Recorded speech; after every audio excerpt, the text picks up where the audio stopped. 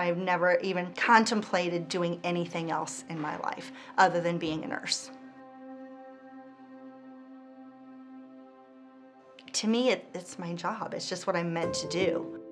So I don't think of it as, oh, this is special, or oh, I'm proud. It's just, this is just me.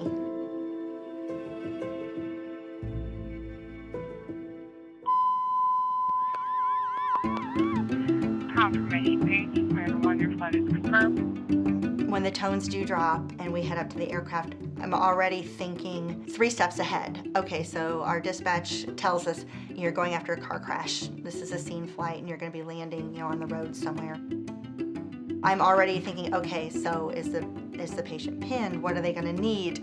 Once I get there, what kind of injury am I gonna find? What am I gonna need to take care of? There is anxiety because it's like, what if it's something that I don't recognize, or what if it's something beyond what I've taken care of before?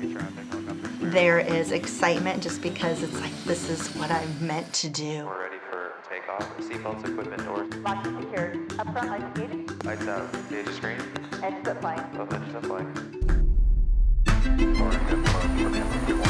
Top County area traffic going up to Samaritan 1, lifting on taxiway Alpha.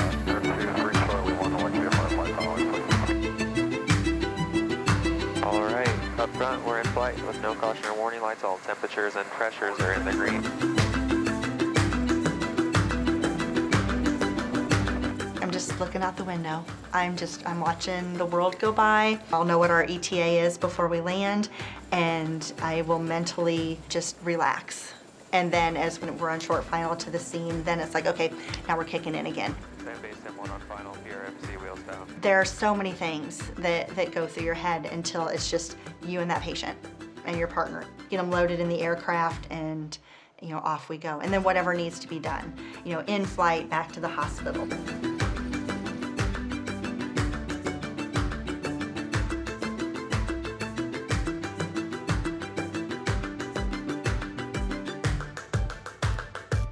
One's down and secure at PRMC. There have been times where we've landed, whether it's a car crash or a heart attack or whatever, and the patients are in cardiac arrest, and we get to the point where either my partner or myself, one of us would step back and talk to the family and say, these are the things we've done. We've reached a point where there's not anything else that we can do.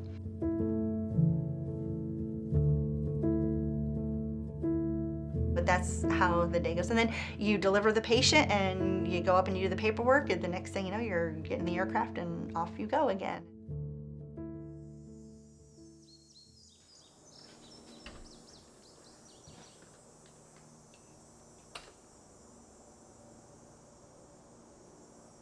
When I'm having bad days, getting out on the road and running, I can clear my mind. Like if I'm working through things, like as I'm running, I'm processing and thinking, okay, either I should have done this or I should have done that, or being a manager now, it's like, okay, what's going on with the team and with the crew and what needs to be done for the helicopter.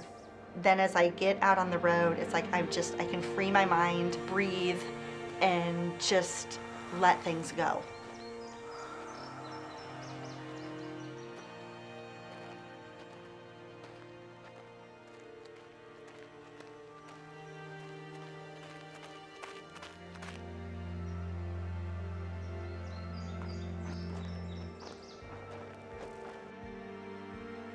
I try really not to think about anything when I'm running.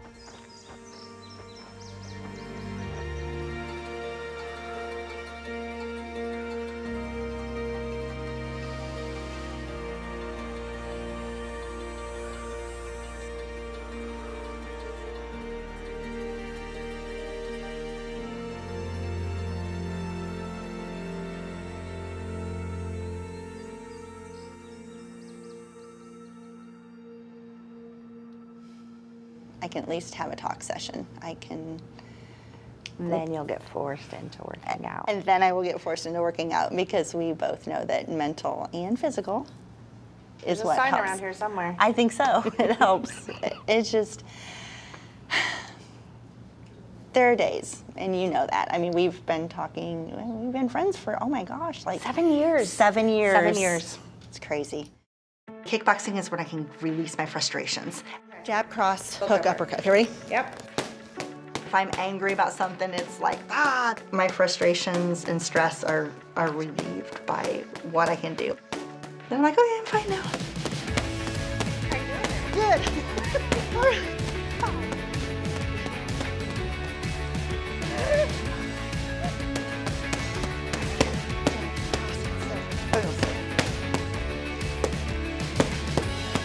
Chin up. There it is. Woo! I didn't realize we were gonna do this many. I didn't either. Woo! Yes.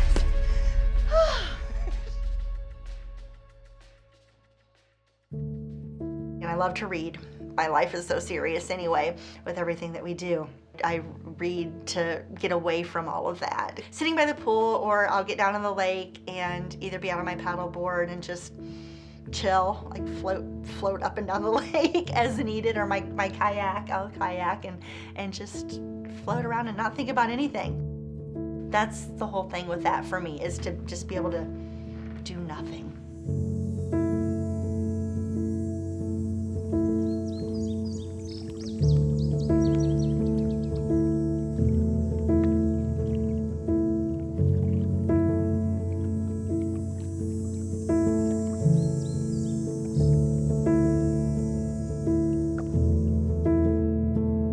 What's nice is having a husband who is also been in the same field. He understands when I have a bad day, when we have bad flights, he'll listen. He's really good about identifying when I've reached my breaking point on things like that. So funny comparing this picture of my birthday. I was going to say, I think you're 5 there. When I knew I wanted to be a nurse, in my first nursing uniform, and then my first official nursing uniform after graduation. You look like you're about 10 there. I know, this is definitely not old enough to be taking care of patients or anything. You That's didn't for look sure. much different than that the first time I ever saw you. No, I was walking. Had a big through bow the in your hair. ICU. Yeah. And then got it. I have a picture of me from my 5th birthday, and my mom had got me a nursing cap, and way back in the day when nurses still wore little capes in their white uniforms. And then getting lucky and having the 2nd aircraft come in service and being able to join. And then when they called and said, "Oh, you're both on the helicopter, let's do an article and stuff." So This is the one that we have on the board down in the basement. and you had dark hair. It wasn't all. I had hair all and I was white. skinny. Yeah. Well, that's age for us and stuff. I took care of my dolls. When I was growing up, I took care of my cousins. I was the one who took care of everybody. So if you're hurt, I had them wrapped up. I had my dolls wrapped up. I had my dogs wrapped up. And I knew that that's what I wanted to do. I wanted to take care of people. And I wanted to make sure that they weren't hurting, and when they were, that I knew what to do. I was in a really bad car crash. Coming home from work one night and got hit head on, and then spent 6 months learning how to walk again. I learned how to be the patient, which is very hard. Nurses make the worst patients. I had a lot of severe injuries. My husband, he also became very ill early on in our marriage, to the point where we ended up flying him on our helicopter. I learned to be a family member of someone who was flown and was severely ill, and what to do, and having to listen to the doctors and what they should do. And not only am I sympathetic to the patients that I fly and I take care of, I can be empathetic because I've been in those shoes. I've been the family, I've been the patient. I know what it's like. I know how hard it is. With Parkview and being the family that they are, to help take care of all of those things too. They take care of me as the nurse and the caregiver that I am, and they're the people who took care of me when I was the patient, and they were the people who I reached out to and leaned on when my husband was the one who was sick. And I think from that perspective, it comes full circle all the way around. We carry a lot of baggage, and over the amount of years that I've done this, the suitcases have gotten full. The flight crew is such a close family that we're all able to talk, and we're able to unload that baggage, so we don't have that stress that just weighs us down. That baggage stays with me, and you have to work through that. Otherwise, I wouldn't be able to still do what I do. Are there any particular calls that stick with you? Yes. There was a... Sorry. Oh, you're good. Take your time. There's a couple flights that stick with me. This one that is a chart that I still carry with me. I keep it in my flight bag. It was a family in their van, and they were hit by a drunk on their way home. The mother was severely injured, and they flew her in. The kids, two of the kids were hurt really bad. So I was responsible for taking care of the mom when they flew her in. So I was up on the helipad. We brought her down to the ER. She went into cardiac arrest and pronounced her dead. I still had my gown on, I still had my gloves on, I had blood on my hands when they said the son is coming in by ground and he's in cardiac arrest, you need to take care of him.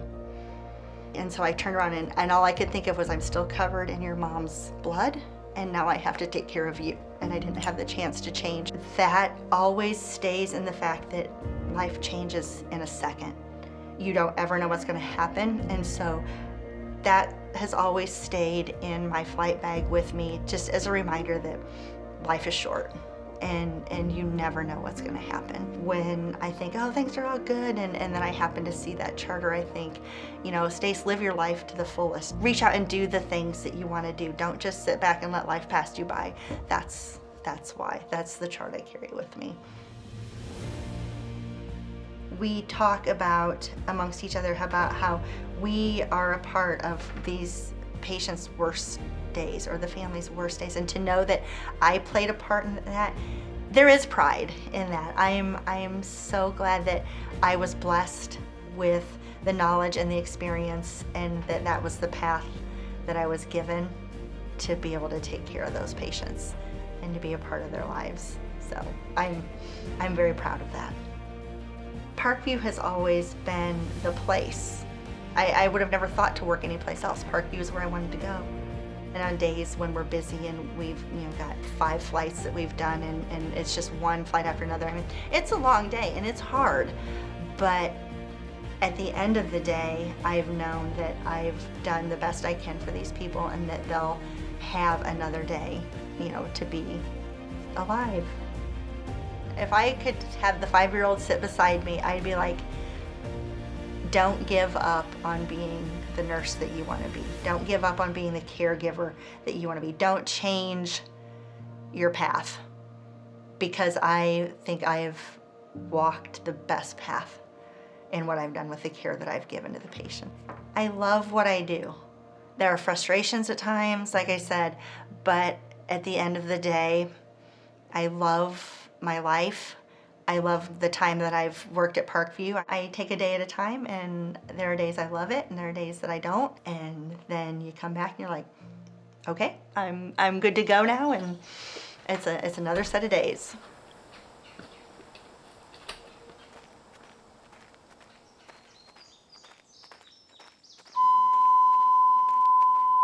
Attention Samaritan 1, have a scene flight request.